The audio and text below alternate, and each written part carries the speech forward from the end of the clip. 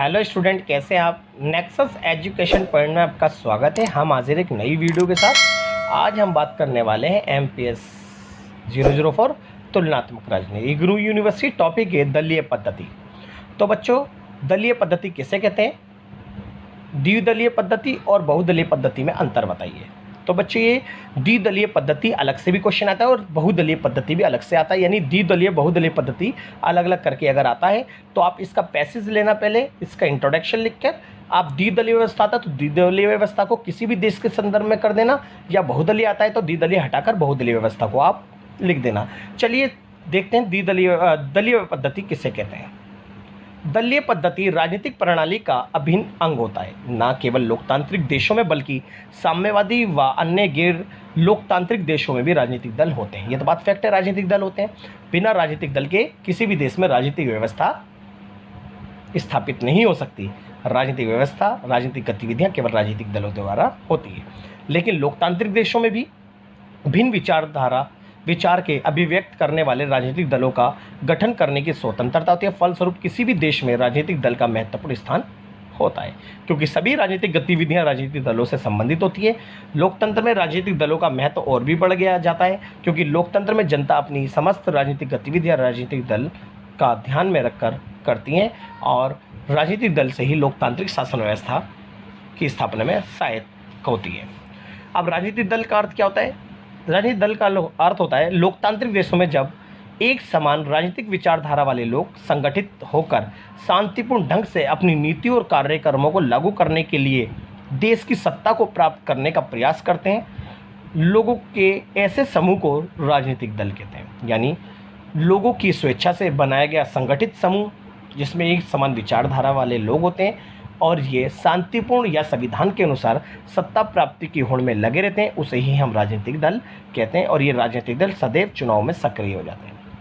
J.A. Schumpeter के अनुसार राजनीतिक दल लोगों का ऐसा समूह है जो सत्ता प्राप्ति के लिए होड़ में लगे हुए हैं।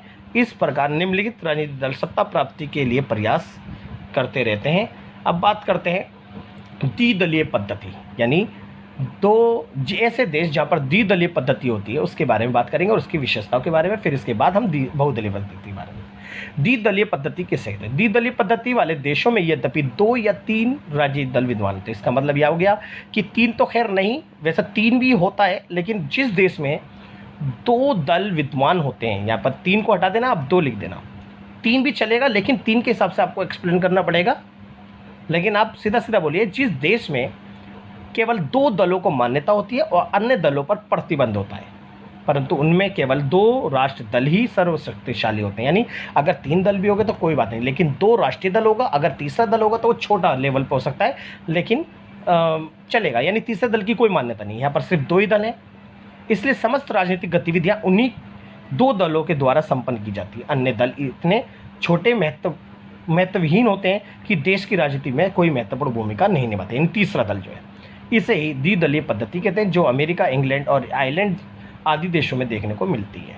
तो यहाँ पर 2 दल हैं। यानी अगर एक दल अगर गलत काम करता है, अगर अच्छा काम नहीं करता, देश हित के लिए काम नहीं करता, तो जनता चुनाव में दूसरे दल को वो मौका देती है। इस तरह से ये सिलसिला चलता रहता है। यहाँ पर जो द्विदलीय व्यवस्था में सरकार निरंकुश नहीं होती। अब द्विदलीय व्यवस्था के गुण या विशेषता क्या है, देखते हैं। द्विदलीय व्यवस्था में सरकार के निर्माण में सरलता बनी रहती है।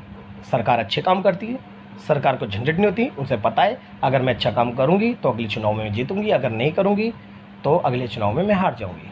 सरकार स्थिर और मजबूत बनती है। द्विदलीय व्यवस्था में सरकार गिरने का डर नहीं रहता, क्योंकि 2 दल हैं।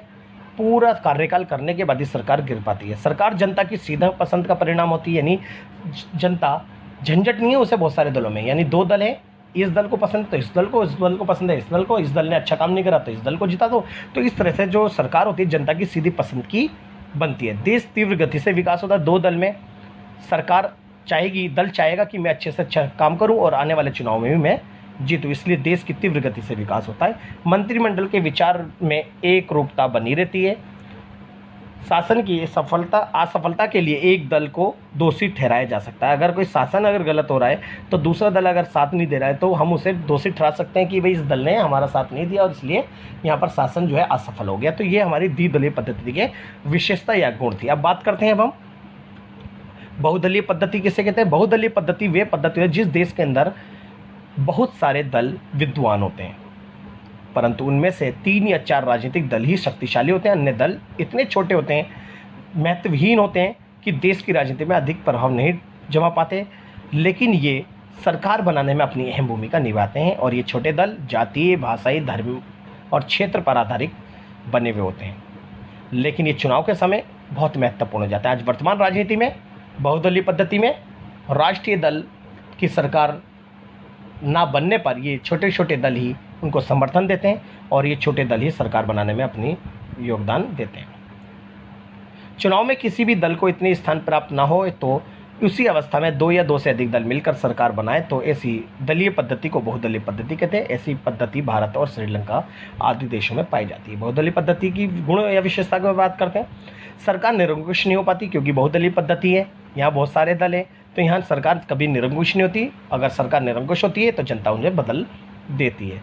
चुनाव में मतदाताओं को अनेक विकल्प प्राप्त हो जाते हैं। यहाँ मतदाता सोचने की जरूरत नहीं होती। यहाँ पर बहुत सारे दल है, अगर एक दल अच्छा काम नहीं करेगा, मतदाता को जो भी जिसको दल को देना है, यानी बहुत सारे दल हैं, उनके सामने विकल्प हैं, वो किसी भी दल को वो वोट दे सकता है। और इसके बाद है विभिन्न राष्ट्र विचारधाराओं के लोगों को सरकार में स्थान प्राप्त हो जाता है। यानी अगर सरकार यहाँ बनती है, जब छोटे छोटे दल भी होते हैं बहुत सारे दल, तो यहाँ पर सभी जाति के लोग, सभी धर्म, सभी भाषा, सभी क्षेत्र के लोगों को सरकार में स्थान प्राप्त हो जाता है। इस पद्धति में जनता के अधिकार और स्वतंत्रता को सुरक्षित रखा जाता है। इस पद्धति में संपूर्ण फैसले जनता के हितों को ध्यान में रखकर किए जाते हैं और सभी छोटे छोटे दल जो होते हैं, जिन जनता का वो प्रतिनिधि कर रहे हैं, उन जनता की समस्या और उन जनता की विचारधाराओं को वो सरकार के सामने रखते हैं और सरकार उनके विचारधाराओं को ध्यान में रखते हुए अपने निर्णय लेती है। तो ये हमारा द्विदलीय और बहुदलीय पद्धति का क्वेश्चन था। तो अगर आपको द्विदलीय पद्धति आ जाए तो द्विदलीय पद्धति कर देना, और अगर बहुदलीय पद्धति की विशेषता आता है तो बहुदलीय पद्धति के बारे में आप एक्सप्लेन इनको पॉइंटों को कर देना। अगर आपको हमारी वीडियो पसंद आई हो तो हमारे चैनल को सब्सक्राइब करें, लाइक, कमेंट, शेयर करना ना भूलें।